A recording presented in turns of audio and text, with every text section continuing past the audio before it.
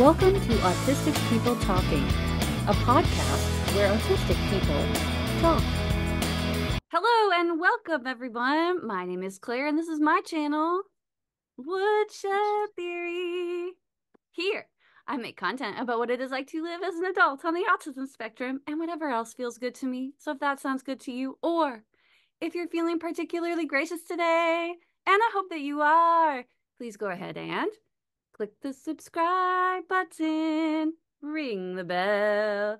I almost forgot to mention that I put out videos a few times a week, so click the like and the share. That was amazing. Yeah, like that was so cool. Like it was like a live performance. I'm like, oh, I'm trying to suppress the need to sing along with you, Claire. That's okay. I'm always so surprised because people like every single person I've had on so far sings along. So don't worry. Just like I was like, welcome, one and all, to, in my opinion, the best podcast on YouTube, Autistic People Talking. Today we have a very special guest with us, Mike from Autistic AF, which stands for After 40 and not anything else. Welcome, Michael. Welcome to the show, and thanks for being on. Thank you so much for having me. It's an absolute delight. I've literally, I feel like I shouldn't be here. You've got some fantastic guests and then me. So hopefully this could be like the comedy special. I feel the same way. I was so excited. And Michael, your star is rising so quickly and so brightly. So is it? Is that a manatee rising towards the surface? No, it's a seal. So cute. So why don't you go ahead and introduce yourself a little bit. Tell us why you think you're here.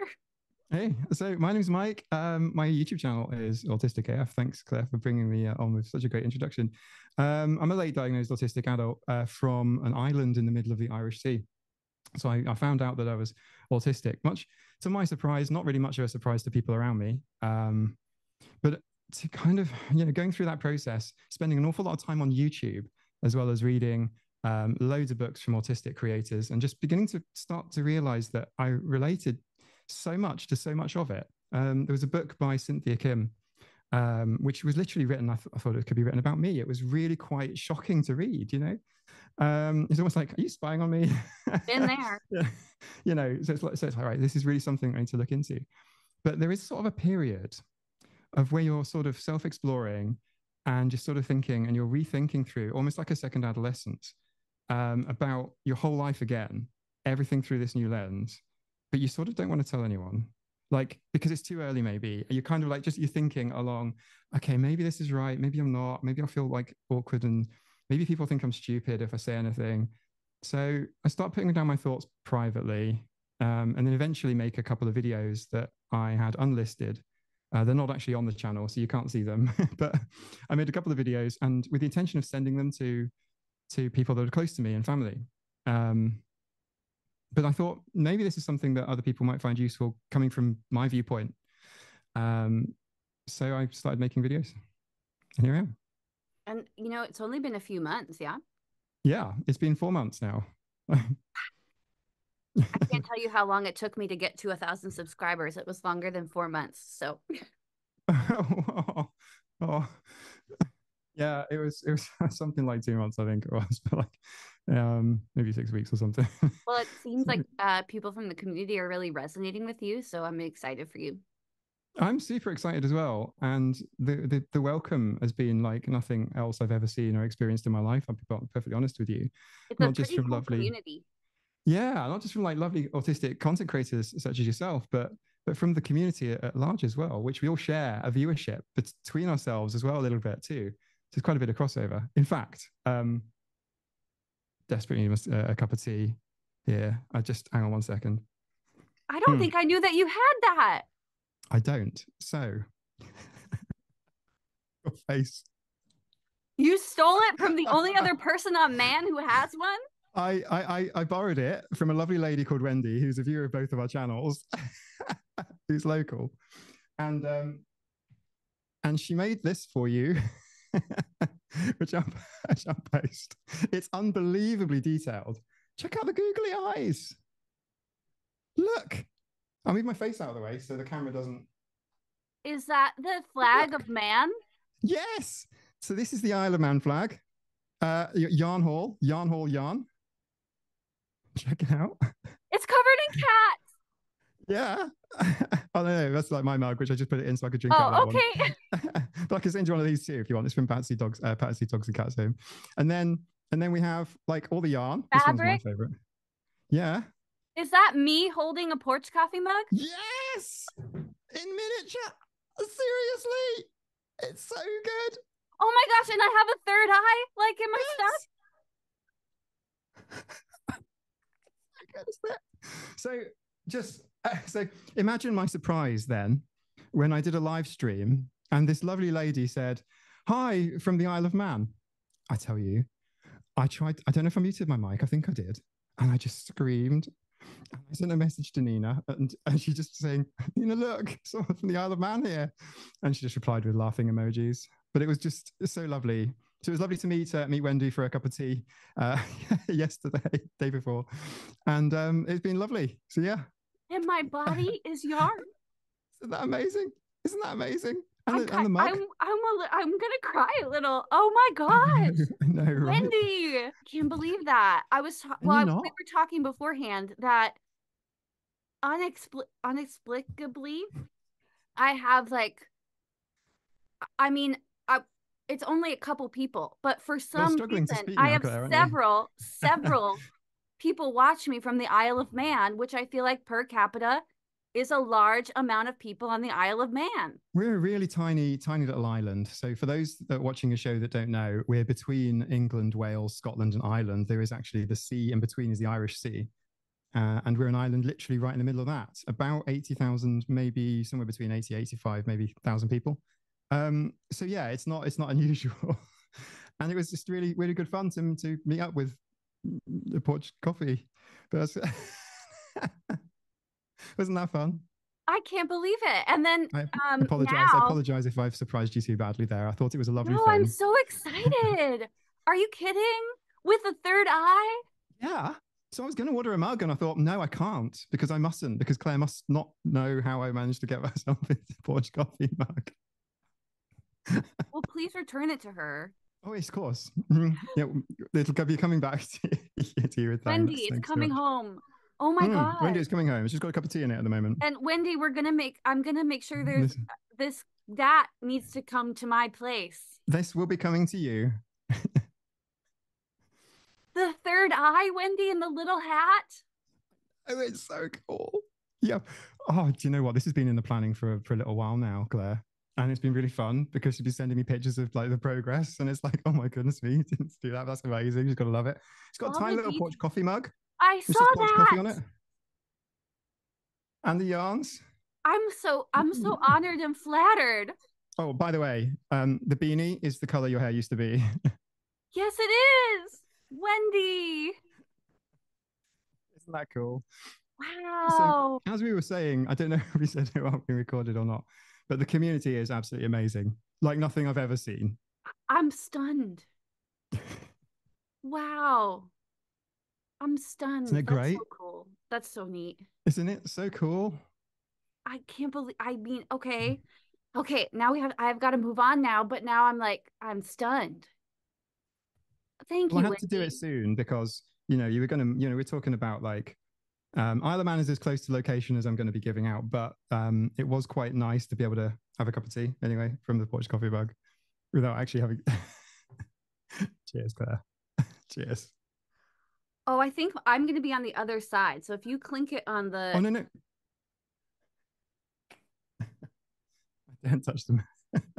That's so cool. Thank you for sharing that with me. Wow. Okay. So. No more surprises. Well, you were saying that you were later diagnosed. What got you on to like researching about it? It was really interesting. And about a couple of weeks ago, I saw a Thomas Henley video where he talks about happy meltdowns. Just an interesting concept, right? So last year, I got to indulge in my special interests in quite a spectacular way. There's a big company called Orsted. They make the largest, second largest renewable company in the world. They build the largest offshore wind farms. Cool. In fact, they're going to actually take me off to see an offshore wind farm. But I actually did. I went to go and see them. I went to go and see a wildlife trust to look at some of the work that they were doing. I went to renewable energy conference and got to meet loads of people, including the CEO of Ford. I got to interview people as well. I had a filming gig there. But I was doing so much and spending quite a lot of time with people that I reached a breaking point. By the time I came home, I was absolutely frazzled, like Yeah. utterly frazzled. And I just had an absolute meltdown. And I figured my time actually that I can have like fully masked and doing like full eccentric neurotypical mic, I can do for maybe 2.5 days. And then I kind of need a break. So, but going through this experience made me think, right, why was that? In fact, this happened multiple times last year after each one of these little business trips away. But it was amazing. I mean, I got to do the things that I really enjoyed and loved, and I got to see people and meet people that are like leading their fields in all different ways with renewable energy and all kinds of stuff. But it just left me absolutely exhausted and drained and completely broken and unable to do even the most basic of things. Mm-hmm. And I thought, actually, I better try and figure this out. What could this possibly be? So somebody from the UK said that she thought that I'm maybe autistic. In fact, she said, I think you probably are. Thanks for that. Yeah, no, thanks. No, not in an insulting way, just mentioned off the cuff. And I thought maybe I should explore this a little bit more. Yeah, it turns out I'm very autistic. I'm fortunate enough to put myself privately on a waiting list, but the waiting list was about 6 months. 6 months and lots of money to be able to, have 3 sessions with a psychologist to try and figure it out. So yeah, ADHD for the win. Prior to that, I thought I was just being eccentric. And so it's only been, so how long has it been since you found out? Like a year or? Yeah, just over a year, yeah. Hmm. I was that way too after my diagnosis. It was about maybe 8 or 9 months before I started my channel, which by the way is turning 3 on March the 3rd. Yay! Happy birthday, Richard Theory. I know it seems so crazy.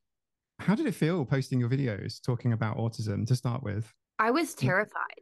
In my mind, posting a video, I was like, okay, well, thousands of people are going to see this immediately. If that's the case, then like everyone's going to know.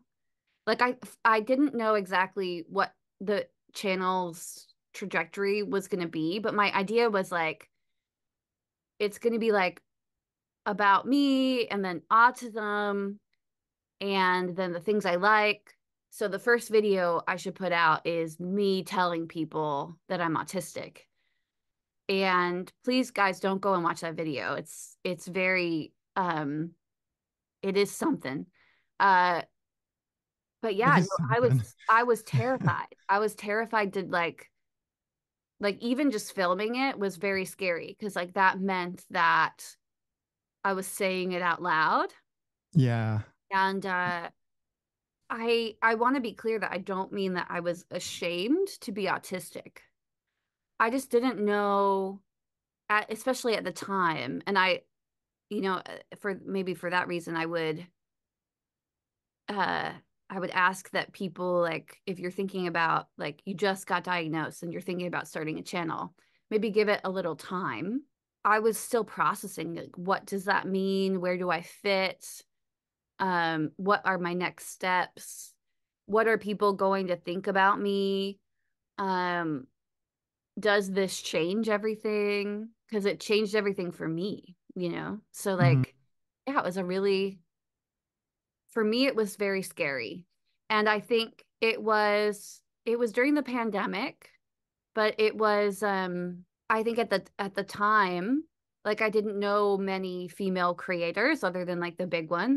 You know, there wasn't many girls from the States doing things, and I wasn't sure like how that was going to be received. So yeah, it was freaking terrifying.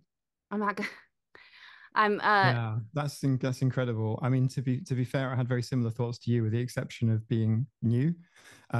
Sort of first into it. It's like there are already autistic content creators in the space, and they seem to be okay. So I'll just dip my toe in and see what happens. You know what I mean? Like, ow, you know. That must have been absolutely terrifying. I would caution with YouTube, especially if you're worried about disclosure or haven't had a few attempts at disclosure already yourself. It's one thing for people to find out about your autism diagnosis or autism identity from a YouTube video than it would be from you perhaps directly yourself. That's So true. be a bit careful. For me, on the Isle of Man, it's a small place as well. So I knew, okay, right, whatever I say is probably going to get shared around a little bit around the local sort of community. But I feel like I'm old enough and ugly enough to kind of stomach that a little bit. So if my experience can be helpful for others, I'll happily sort of take the risk. But there is a risk associated with it, for sure. Yeah, I think I've heard you mention before, like, you felt like there was a since you've come out, have you felt like people have treated you differently now that they All the know, time. or Wow. Yes, a leading question I can see, because I think every autistic person, we say, well, you met one autistic person, you met one autistic person, but here is an experience that seems to be pretty universal, which is that when people learn that you're autistic, perhaps via someone else, and perhaps they don't know you too well already, they might start talking to you a bit loudly and slowly, or they might start sort of almost infantilizing you. I think that's pretty common. That definitely happens. For yeah, me, I don't for the know that most part, I don't spend a lot of time around people, so maybe that hasn't happened to me as much. people So, are people. So yeah, so on the Isle of Man, I like to go scuba diving, and there's a group of us that know me quite well. And by the way, for those who have seen the Chloe Hayden video of her happy stimming when she sees humpback whales, I think all of us would be happy stimming, neurotypicals alike, if we saw a pod of humpback whales. But that aside, um, people that are sort of like slightly sort of 1 degree, maybe like an onion, right? Like one step further away. They might talk to me like this, and it's happened 2 or 3 times already, and they've gone, "Yes, are you okay? Are you fine, Mike? Are you okay?" And it's like, just talk to me normally. yeah, because people have asked me about something similar, and I'm like, I really, I would pity the person who'd underestimate me. That's how I feel about Hmm. it. Yeah, me too. Like, if you want to think of me that way, I feel like it gives me the upper hand because I don't know, like, yeah, That's don't my face. underestimate. Exactly. That's how I feel as well. So I've only had the experience a couple of times, maybe 3 times, but definitely two. It's on my mind, without naming names. And people do get awfully embarrassed when you start pointing out to them that no, this isn't a childhood condition. I've heard the terms childhood autism and adult autism being mentioned in response to me. Oh, you have adult autism. Is that different from childhood autism? Because my son James, other names are available, is does not like you. He struggles with X, Y, Z, and it's like, well, how do you know that I don't? And by the way, it's a spectrum. So yeah, it's kind of taking on this role of autistic educator is something that happens to, I think, everyone that chooses to do a little more disclosure to third parties that don't know you. Yeah, no, it's very interesting because it's like, yeah, like how is it different than it's older? It's older, yeah. So on your 18th birthday, you hand your childhood autism in, and you get your adult autism. That's what Yeah, I thought happens. that it's like I thought that was clear. I mean, Yeah, that's when you get your logical boy brain. That was said. That was said for those that are actually just listening. That was said like proper tongue in cheek, by the way, just in yeah, case anyone's telling their that is children. nuts to me because but you know Mm. what? I think I was talking to someone recently about uh DEIB, like diversity, equity, inclusion, and we were uh kind of discussing when people say the wrong thing, especially in the context of them trying to be supportive. I was pointing out that because I work in that, because of the nature of what we do, like I'm in it every day, and I hear some things where I'm that give me pause. But I try to remind, or I would hope that people would keep in mind that just because somebody gets it wrong or uses the wrong language or treats you incorrectly, if they're open to getting feedback and open to changing, I don't think we should necessarily take it. I think it's easy. It would be easy to be offended, but I don't think that we should be offended, especially when it's apparent to me that most people want to do and say the right thing, but they Yeah. may be ignorant for many reasons. Yeah, I mean, to be fair, why should they know? I mean, everything that we see on TV and in movies is not a great representation. Things that they might read or things that they may have heard, maybe online, it may not be a great representation either. So, you might be the first autistic person that they've spoken to be able to share your experience. So yeah, I definitely agree with you, and that's why I steer away from the word diagnosis, just because it feels a bit sort of heavy, and it is actually pretty Mhm. heavy. I mean, this is just who I am all the way through. But I prefer to say identification, although I do use the terms interchangeably. But I say to people, I am autistic, and they're like, "What? Do you have autism?" That's a really common one. But Mike, you're so much more than your autism. For Sorry. sure. Yeah. I just, My I'm only sorry. I just aspects of my wanted to like say all the personality. cliches at once. Yeah, exactly. Let's just get them all out in one cliched video. It would take quite a lot longer, I think. You know, I was Save some for your next guest. I was messaging with Jen from Neurodivergent, and if you haven't Uh-huh. watched the live stream that Mike did with Jen, go ahead and watch it. It's very good. She was like saying something about like, oh, I just like how your brain works, and I was like, thanks. It's a disorder. Yeah. And then she started I'm like just. crying. I'm actually crying. I'll do that so you don't have to edit out my face. Great. Would you Sorry, like Claire, me to carry edit on. out your face there? No, it's fine. It's just you made me cry. It was hilarious. No, and she started like throwing just like these, like Claire, it's a superpower, and I was like, excuse me while I barf. Uh, you just like hear like the things that you hear. Maybe not. I don't know. I feel like I've been pretty lucky in that, and I think also I don't spend a lot of time around people, but I've been pretty lucky and like haven't heard a lot of those things. Um, from people directly, but like I know as a group we've heard these things. Um, yeah, some of the stuff you hear, it's just like it's a superpower. I know that for me, the thing that I don't the thing that I heard from someone as soon as I got diagnosed was like, well, you're the same person that you were Yeah. before your diagnosis. So why don't like you can still keep behaving that way? And I was like, What if it was no, heavily masked before, right? Sorry, Claire, I'm talking over you.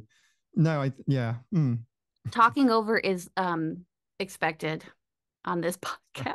I'm just like, Mike, don't say anything. Don't say anything. Claire's No, sharing it's something really okay. important. No, it's a really, yeah. I mean, I can relate. One of my friends said the same thing to me as well. But it was meant. I think it's coming from a position of kindness. It's like, Yeah. they can see you in a bit of, maybe to them they see as distress, and then they're trying to help and they're trying to comfort. But actually, that kind of goes to the crux of the problem, which is that no, you are not the same again.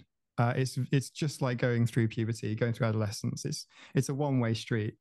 Once you start to realize this about yourself, especially, um, not especially, but just, as a late diagnosed autistic adult, I've got like 40 years, or not 40, maybe 35 years of memories to kind of reprocess. And every now and again, something will happen, and you'll go, right, that kind of makes sense. And not to sort of self-glorify myself and go, I was the victim in that. And I'm not saying I was a bad person, but like you sort of look at things and go, right, okay, I can see why I took that literally. I can see why I was overloaded, and I can see you can kind of start to process things, and you can be kinder to yourself in the long run. It's kind of a really important thing, I hope, for everyone, is that we can just be kinder to ourselves. And if you Yeah, have a I label, felt like it took a weight off of me to find yeah, out. me 'Cause too. I've heard it said before, like, I really suck as a neurotypical person, but I'm doing pretty good as a neurodiverse person. Yeah, Um, absolutely. yeah, it's really hard to like process. I'm sure in your comments you get a lot of like people who are telling you like, I just got diagnosed today Mhm. or this Yeah, week. literally like today, yeah. My response to that is always, please be kind to yourself during this time. Uh, because it the diagnosis process is emotional anyway. I mean, we're all different, we all handle it differently, but it is a lot to go through the diagnosis process. And then to have depending on when you were diagnosed, to have to sift through like I'm better now than I was. I tell people that like in the first few months I like vacillated between like laughing and then crying for the first few months because like I was laughing at the fact like this is what it was the whole time, Hmm. and then also like dealing with the wave of emotions that were constantly happening, of these memories that were happening and the things that I went through and the struggles that I went through that people didn't see, and then having to like process them. It takes a toll on a person. Yeah, it really does. Did you have the sort of like waves of grief in that you kind of think things could have been better had I known?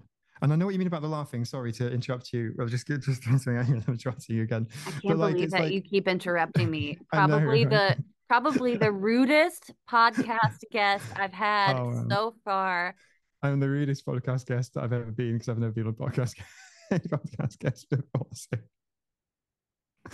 yeah, I mean I like just want to make sure that our for anyone taking that literally, because I know your audience, that was a joke. And I just to make you feel better, somebody in a previous podcast, they were like, Claire, you're really a good listener. And my response to that comment was like, I don't know if you are joking or not because I really yeah. struggle to listen and I talk over people constantly. So are Mhm. you being serious, or just know that I'm trying? And they're like, no, I was being serious. Yeah. Yeah. Like tone tags don't really come in like normal conversation, right? So yeah, I mean, we are just we're being jovial, I hope. I mean, I Yes. hope. Yeah. No, So we're just joking. There's an like expectation that when you have a podcast of two autistic people talking and that struggle with processing times and things like that, that there will be some overlap. and not only overlap, but also with anyone listening too. So it's like, how's it going down there? How are you listening? Can you hear us? Or across there or up there? I don't know. The direction wasn't. I'm overthinking. So yeah, Um, yeah, how so you were saying that it's good to hear that. It's so great to hear that you were processing your trauma too, Mike. Um, exactly. why That's don't you right. tell me more about that? Yeah, let me just yeah, exactly. Why not? So yeah, I think it's really quite something to just start to reflect on everything again, and even things that you've tried to bury at the back of your mind actually do come back to the surface again. So I think it really is vitally important to be kind to yourself in that period afterwards. Also, a lot of psychologists, psychiatrists will just hand you a turgid report and then just that's it, right, back onto the street with you, sort of thing. I didn't even Um, get a written up thing. Like if somebody asked me for a written up thing, I'd be like, I'd have to go back to the guy and get it, I guess. yeah, go get it. It's not nice. Like it'd be like Claire struggles with well, I'm good, thanks. I'm yeah, good. it's like yeah, I don't really need to read that, but you might want to send it to my GP who thinks that perhaps I couldn't be autistic because I've got a family, because I've got a house, because I've got a job, because blah blah blah. And it's true, we are, you know, without learning difficulties, we are the second group that struggles the most with employment, in terms of not having it where we want it. So it's like, okay, so you're lucky enough to have employment. You're lucky enough to be self-employed mind, the clues in the name there, I guess. And and like, so you can't possibly be autistic, or what do you hope to get by understanding this about yourself? These are all things that I was told by my GP. So it's quite shocking, especially after you built up the courage to go to kind of be confronted with that. And it's good to sort of be challenged, but in a very sort of neuroaffirmative way, I would say, rather than sort of no, you know. Yeah, and I would encourage anybody who's like looking maybe Wow. to get a diagnosis. Yeah, it is a scary process. But I think, and I get questions a lot about like, well, what is it like and why is it scary? How do I know I'm not masking during the process? And my advice to Mm-hmm. that would just to be, I was going to say be yourself, but that's terrible advice. My advice is just answer the questions as honestly as you can. I think a good psychologist would know if you were masking or not. I found that the reason for me that it was a scary process is it's like, especially if you've like been masking for your life and trying to get through that way, it's like you're basically sitting in front of a person like naked. Mm. And they're Yeah, like it does asking feel you like that. questions about your life and you're not exactly sure, am I answering them right? What does that mean? Like especially when the psychiatrist started asking me, or psychologist, I don't remember, but asking me questions about like my history with friends and friendships. Like I remember just feeling very naked at that point, like, oh, well, what does that mean? Because I didn't know, I didn't really have friends and I'd always wanted them, and like I always felt like what was wrong with me? Like there's so many things. Man, sorry. I should be asking you questions, Michael. So, No, Claire, I was just listening and relating and nodding like it was like I was watching one of your YouTube videos. I'll be perfectly honest. I'm just like, oh my well, God. yeah, there's so Me many things too. where I'm like sit Okay. back and I'm like, uh, I look back at my life and I'm like, well, all of that's pretty obvious because I remember in my life thinking a few like different instances of like for friends, I'd think other people seem to have close friendships and I don't. Yeah, and I don't, right. And I don't know why that is. And I don't understand why that is. Or I remember thinking, when it came to dating, I would tell people like, I think I'm like a pretty, like, I'm not like an ugly person. I would tell people like, if only I could not open my mouth and not speak, I would be married by now. This is like Right. pre, You've watched The Little Mermaid, haven't you? right? Like, and all like things like that. And I look back and I'm like, Yeah. oh, it was just out of context autism. Like I just didn't know. Mm. Do you have anything like that where you look back and you're like, oh, Yeah, all the time. I think, like, for me, one of the things was my psychologist wanted to talk to Nina, my partner, and also my parents. And that was like, so I just sat on it. And then literally with just like an hour or so to go, I'm like, surprise. Can we talk about something, please? Yeah, I know. I'm pretty bad. That's why I getting even Rachel to get on a podcast. It was like, yeah, Claire, I can do any time as long as it's now. Just like, don't make me think about it for a week. Just it's now or never. yeah, we were So, talking about how hard it is to schedule autistic people to be on things because oh, herding everyone has cats. their own time thing. But anyway, go Yeah. ahead.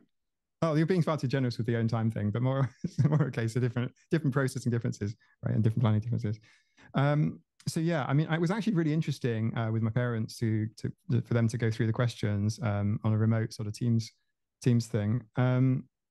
Because I learned some things about myself that I didn't realize. Things like I was late to speak. Psychologists didn't think it was a big thing, but my parents thought it was like maybe 5 years old before I spoke. Psychologists like, well, it's kind of like within the range, but it's just interesting to hear. Right? Okay, really? And like to hear my dad say, yeah, but and Nina as well. They were saying, yeah, but you make up for it now, sort of thing. which, Right. which is kind of true. Yeah, I'm making up for lost time for sure. I Um, remember as a child, like looking through, like parents keep like a box of your paperwork. oh yeah, As a child, I was very interested in like, you're looking through it.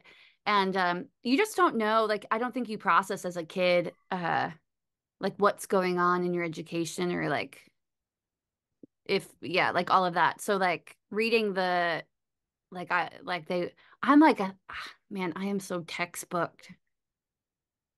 It's crazy to me that anyway, they weren't diagnosing girls with ASD at the time, no. but like reading about like Mm. them wanting to keep me back in kindergarten because of many reasons, and them putting me into reading classes and speech therapy and like all of these things, where now it would be just like, oh, okay, check, check, check, screen for autism. Yeah, I mean, I'm so surprised. Like now, like going through as a parent in sort of like the modern era, kids get screened for everything that's like a possible alert. It's like, right, your son needs a hearing test. It's like, really? Okay, the right way they need to be checked for this, and it's like, whoa. But actually, wow, cool, because they see things that you don't, or maybe as a parent, you kind of like in your family culture, you kind of go, we're going to be like this, or you just are like psych trait, like we all Oh, know right. autistic People tell me all traits. the time, You like, just oh, my whole family got, or not all the time. Sorry. I shouldn't no, speak it's like all that. right. People tell me that, like, oh, my whole family got diagnosed at once because we didn't Yes, realize that this was different. yeah, This is that's just so how we common. function. Yeah, that's such a common way in, and particularly for autistic mothers as well. Like one of the way that women are picked up is because of their kid, and it's like, well, hang on a second, I have these traits.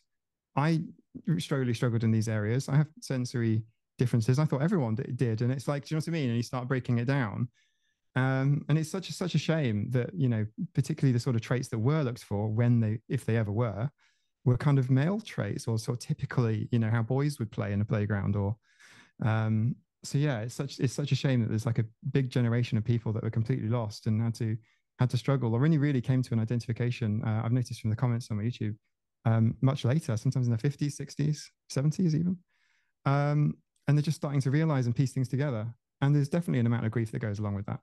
That's what I was trying to say earlier. like there's definitely a processing of, oh wow, okay, that's quite heavy.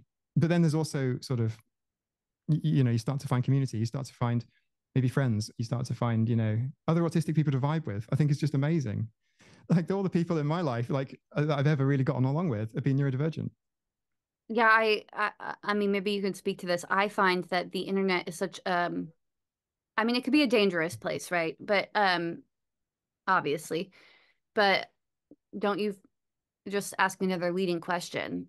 Like, in what ways do you feel like the internet is a great place for neurodiverse people? It allows people to get together in groups, right? Like this is fantastic. Being able to find things. I think also uh, unknown neurodiverse people, or sort of the unidentified, undiagnosed autistics as well. It's a safe way for you to kind of lurk, observe, and kind of start to learn. And kind of it's a way you can get out of your shell, I think. Um, Without getting too deep into the psychology, the thin slice judgments issue, where neurotypicals, depending, it doesn't matter how well you mask, you're going to be spotted. People will figure out, oh, there's something a little bit off with your presentation. Uncanny Um, Valley that's stuff. that's yeah, all that it's gone with text chat. When people are messaging or using text-based formats, it's completely gone.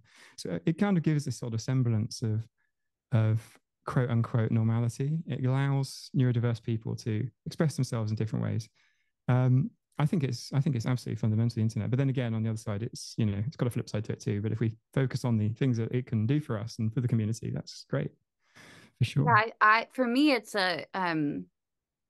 I like it because it allows me to, one, it allows me to be in control of sensory input.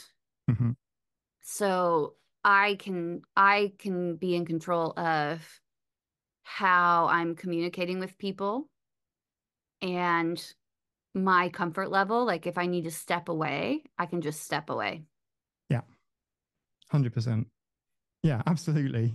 So there's so many advantages and so few disadvantages. But then there's also like when a decent group of people who are sort of vibing at the right kind of, I'm struggling to find the words here, but there is a sort of intense, unadulterated autistic joy that you find when people are kind of deep within either their I don't want to say special interest. A lot of the language I struggle with, particularly as I've never used special interest to define things I'm passionate or, enjoy until very recently, really.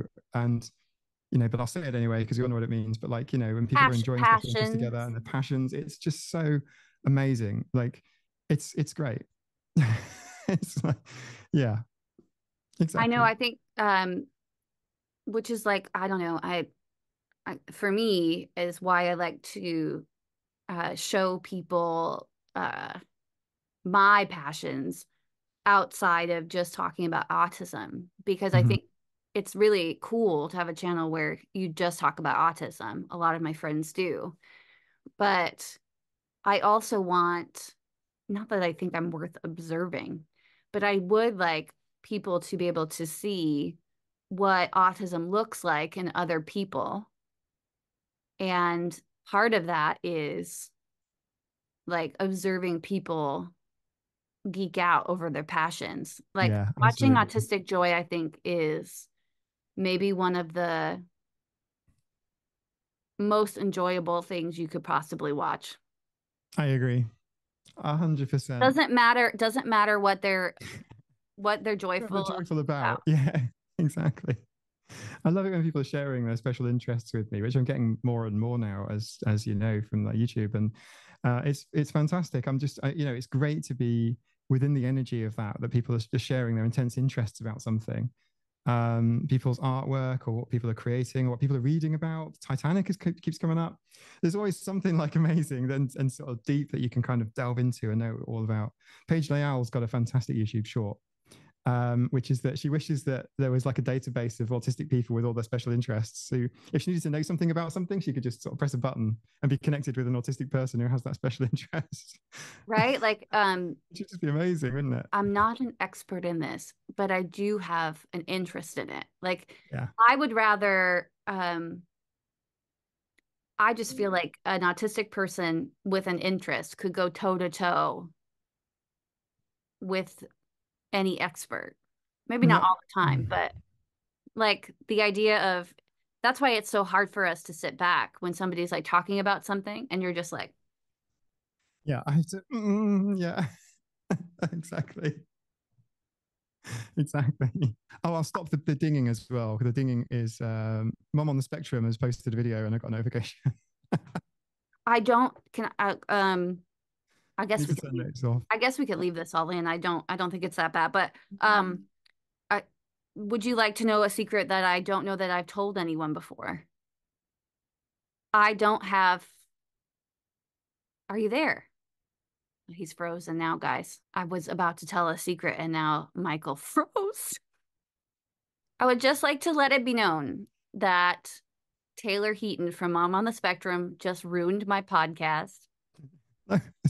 No, no, no, no. I just got a notification about a new video and it was like, I was like, no. So I just went to disable the notifications and yeah, My broke something. favorite part was that I was like, I'm going to tell you a secret I've never told anyone before. And then it went, yeah, I heard that. And then it was like, what is it, Claire? What is it? Like, gee, okay. All right. Not in the circle of trust. I get it. Go on. I was just going to say, I don't, Way. okay, maybe I shouldn't tell anybody. I guess now that you made it clear, I don't have notifications on. And I know I tell people to ring the bell, You but do ring the bell all yeah, the I time. do tell people, but personally, I feel like that would be stressful for me. Okay. Well, like you can turn like YouTube notifications on and then disable them at the app level, like depending on what platform you're using. So, Well, when you because put it like that. yeah, you can turn some notifications on. You've got some bells to ring, bells to stim the bells. So, yeah. But I who was I talking to the other day about this? Like I also never, oh yeah, when I was on Taylor's live, I also was like, I never subscribed to anybody until I started my channel. Like I didn't, I was like, okay, I don't even think I signed in or maybe I signed in, but I wouldn't subscribe. Mm-hmm. And I always thought that that was like too much. Um, which is so weird to me now because now I use the subscription pages every day. Yeah, it's not that many people do now. YouTube was saying that it's completely different from when you started YouTube. It's it's properly all. The word begins with C, and I've forgotten what it is. My brain's just gone. It's like a museum would. Curated. Thank you, Claire. I'm so sorry. I love this game that we play, What Mike, is that? where you're like the It's word really begins with fast. C and it means this. I love this game. I'm sorry about this. Yeah, because you make it sound like it happens often, Claire. And Yeah. Well, it does. Yeah, so it's like completely curated. So we were building a aquarium on the live streams that I've been doing. And in the live streams, we've been like putting an aquarium together and whatnot. So I've been looking up like aquarium things on YouTube. I haven't subscribed to a single aquarium YouTube channel, but my homepage is just full of aquariums because YouTube's like, yeah, that's who true. wants to see them? So it sort of doesn't matter really. I'm trying to figure out what subscribing actually does at the moment. I think likes and comments are in good engagement, but I can't hurt, can it? Speaking of aquariums, did you hear through the grapevine that Orion Kelly recently adopted two axolotls? Oh wow. That's so cool. Axolotls are amazing. That's the first time I've ever met anyone personally who owns an axolotl. Axolotl is quite a thing, isn't it? Like, but yeah, like they're kind of cute. I like axolotls. Yeah, I think they look like they're like uh an aquatic salamander looking. Mm. They don't look like there's much going on up there, you know? Judge a bit by his cover, Claire. I know, but they're kind of just always like Just the happy little things, right? Yeah. yeah, so yeah, So you there's an haven't obligation. Got to keep them alive now. yeah, you've been putting together an aquarium and maybe we should talk about this. You have a whole animal sanctuary in your Yeah, home. pretty much. Yeah. So When 12 did that cats. start? How long has that been going on? Oh, that started 15 years ago, easily, maybe more. So it started when I was volunteering at Cats Protection in England. So for those that don't know, Cats Protection is a cat-only, no-kill shelter for feral and pets that people can't keep for one reason or another. Will go in, and then adoptions will go out.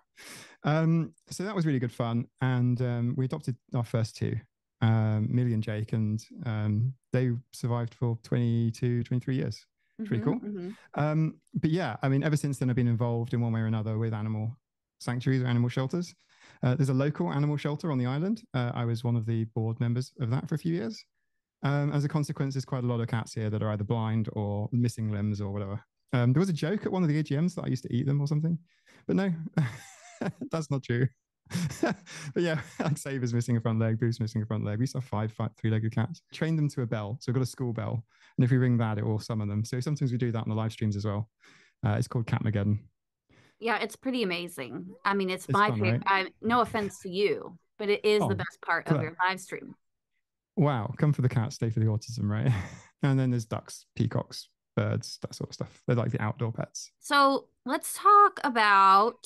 So you've been doing videos, but you've also been doing like live streams where you talk to people.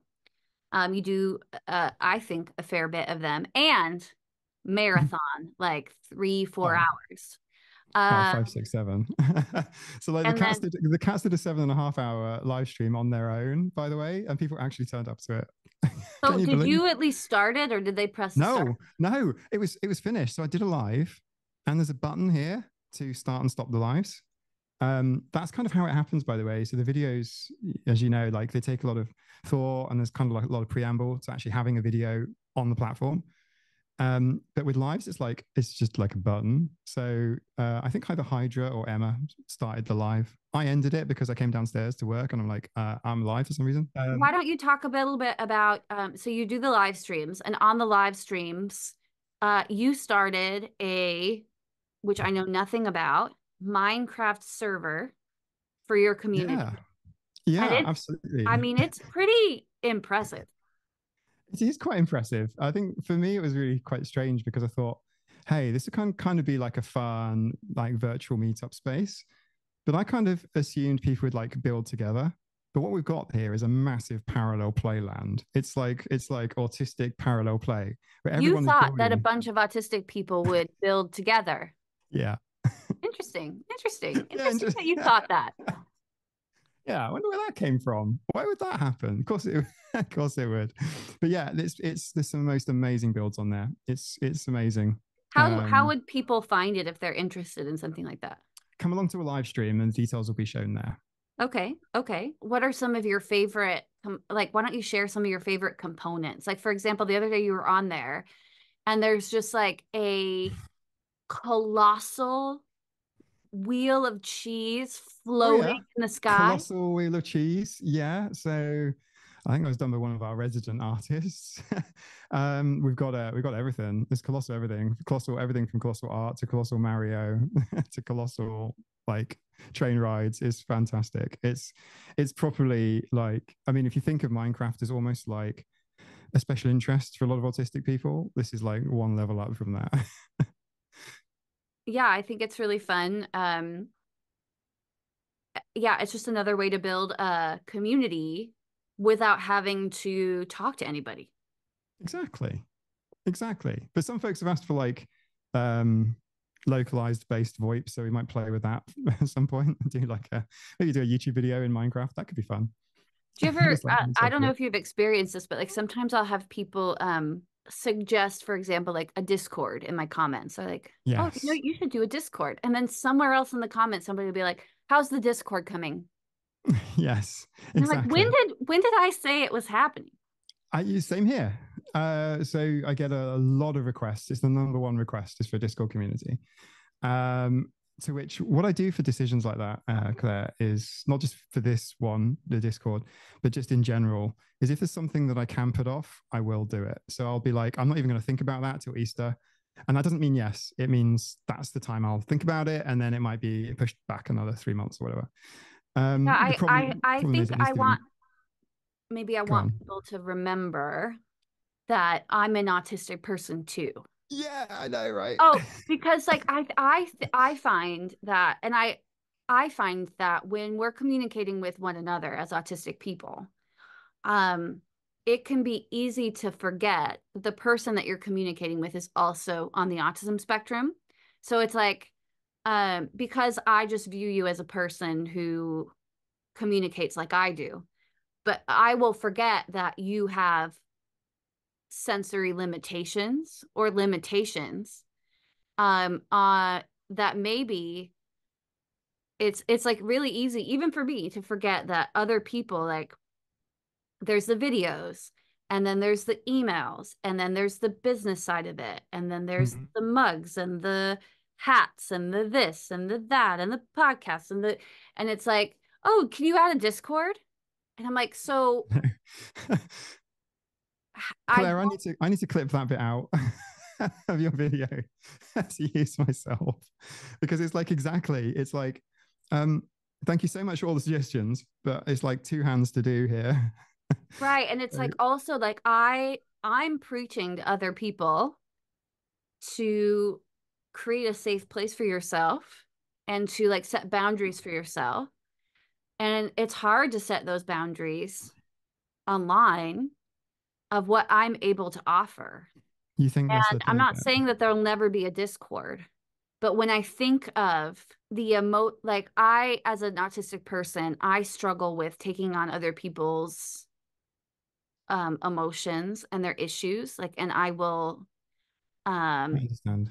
yeah, and I will like take those on and not be able to stop thinking about them. So Hmm. like thinking about opening myself up to the constant of a Discord, where I would be reading and to in a sense like policing Yeah, all of you'd be that. moderating, and I think I mean I've been in a lot of Discords before, and they've always had issues. And I wouldn't want to, I'd want it to be somewhere where people are safe. But then again, like you say, you'd be moderating.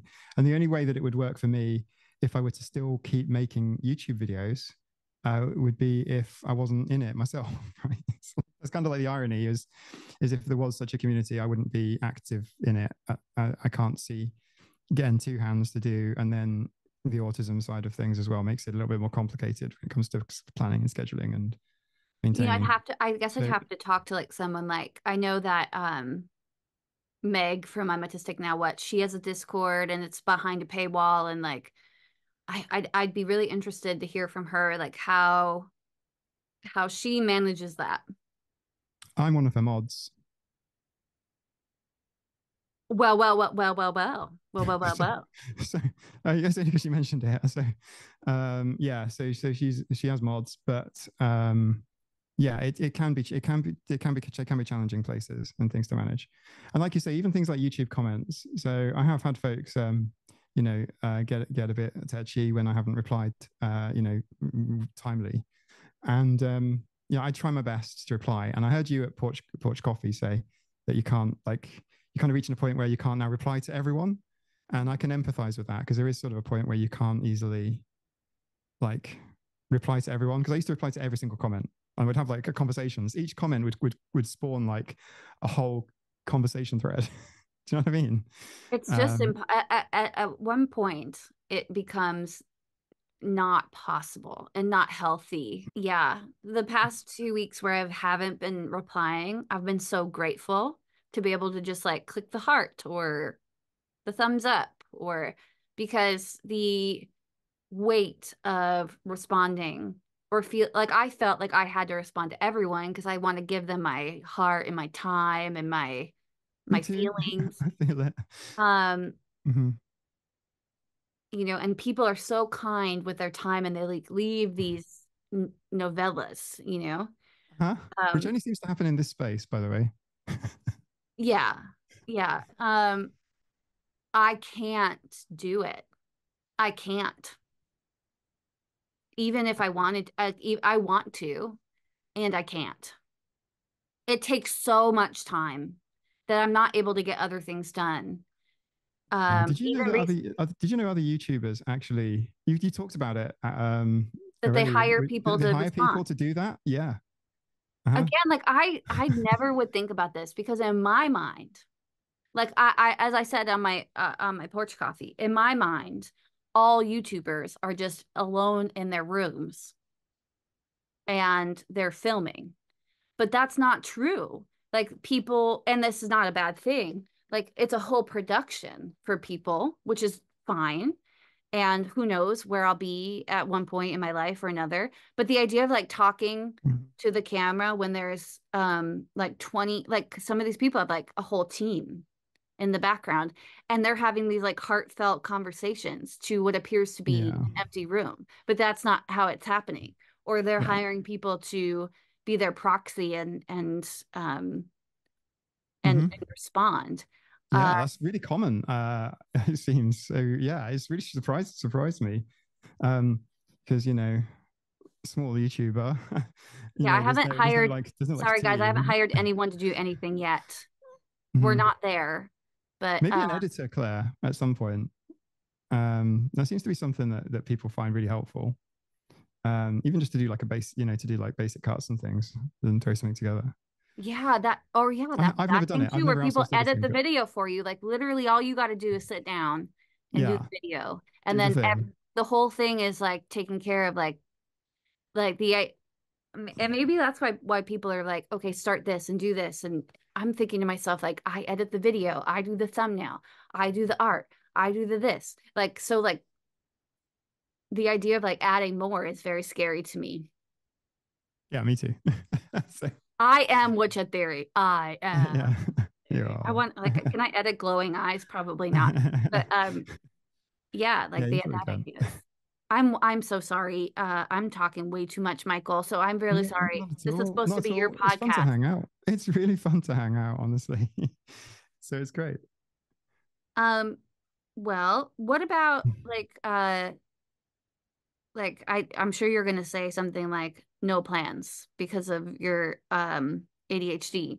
But what do you see, or what are your hopes for your enterprise for the future? Like what would your personal goals be for that?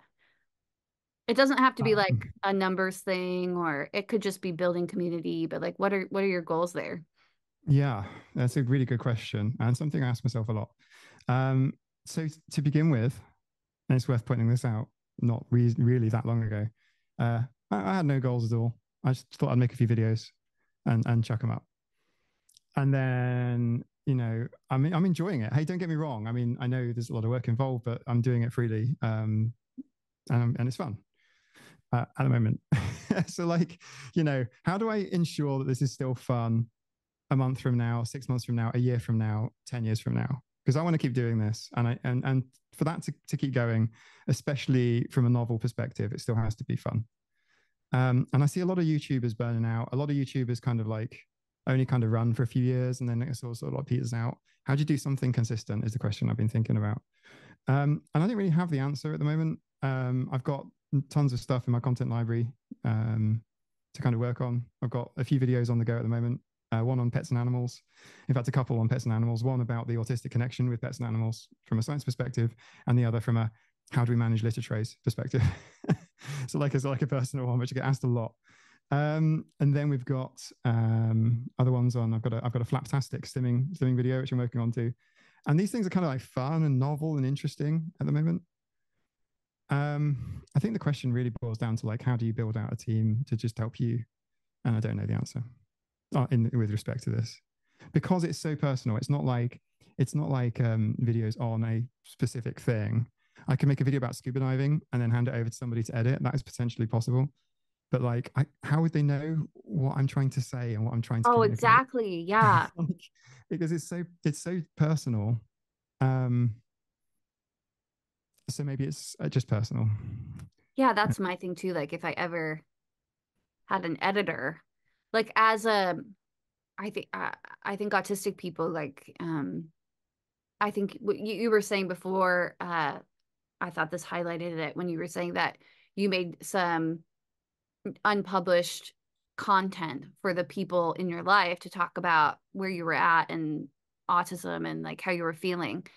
I thought my first thought was like that's a way that autistic people feel like they can communicate in the best way if they're able to like edit themselves and Yes, absolutely. Can I give you a very quick example? So I've got a couple of lovely ADHD friends, and one of them I went out for a walk with because I'm like, right, I need to talk to you about something. Great. So we went out on this long walk in nature. It's a great environment. We're just on our own. And she's like, okay, what is it? And I'm like, I just couldn't even say it. It sounds really, really, really ridiculous. I mean, even the way I communicated with Nina would be sitting in a room and then I message her. Like, this sounds ridiculous, but trust me, if you put yourself in my shoes, you'll get it. There's so much anxiety and stress around this. And then how do I say it? And how do I no, no, no, I need to recall back the last 3 minutes because that was all wrong. I want to say this like this. So yeah, I think you're right. I think autistic people probably would benefit from either writing something down, like here's a letter to explain, um, with the same kind of like overtones of a love letter, but not a love letter. It's the same kind of like spilling out your heart onto something no, I and then value going, being able to edit myself in private because I yeah, want to make sure that what I'm saying is what I mean and that my message is being interpreted in the way that it was intended. exactly. And I can't do that when I'm speaking off the cuff with someone in real time. So there's also another angle as well, which I think you suffer from the same as me, which is that if if your spouse is nearby or like in the next room or something, like I can't do it. Like when I'm doing my A roll to camera, that's the only time. And I'm happy to like show family edits. I'm happy to talk about the stuff I'm doing. I'm happy to show them the videos. They'll watch them anyway. But like I can't have them around when I'm talking to the camera. No, I'm It's like, the right, I everyone has to struggle. clear off now. I'm a little better now, but I still struggle like if my spouse is listening to me edit porch coffee. Thousands, I'm so honored, of people may watch the porch coffee, but for Yeah. some reason, Yeah. them listening to me edit it and hearing what I'm saying in that like I still I get nervous about it. So do I. So I get the whole kind of, but you're doing these like live streams and you don't know who's watching and you don't know who's in there. You don't know who's doing. So how are you able to do that and not this? And I've described it as apologies. It's more of an AF thing than a shed theory thing. But I was like, I've described it as trying to have a wee when you're standing next to somebody 2 foot taller than you. It's basically like you just can't. No, Only half your audience would I understand just that, and you can edit pretend it I if you think want that to. they're I That's how think I've I just described pretend it. it's just me or You can't I just because don't I don't think I've got about the the fact that or how who's listening or what or how many people. I just pretend that no one's going to listen. Like I just pretend that it's mm, just me. Technical difficulties. tech difficulties. It should be the final snip. Yay. I can't remember what we were talking about. Sorry. I can't remember either. I'm so sorry. I've like been riding this like adrenaline high because I was so excited about our conversation and then Me like too. you signed off for a few minutes and I'm like And then it's like, crash. oh, bless you. A nap is an order. It's literally how it is. For anyone that doesn't know, like after a live stream, what happens? It's like, well, Claire's real, I'm real, and then it goes off, and when it's off, it's like I'm off as well. It's like,